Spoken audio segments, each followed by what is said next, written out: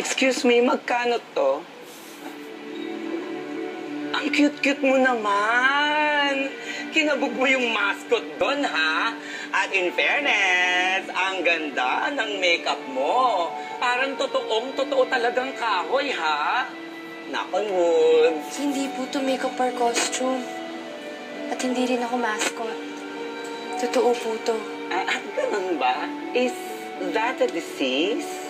Hindi po siya skin disease. At saka hindi po rin siya nakakahawa. Inborn po ito.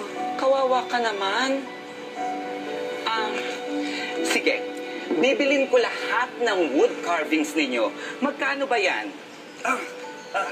Sir, papakyawin niyo lahat? Anong sir, ma'am? Baka ibang furniture gusto mo rin kunin.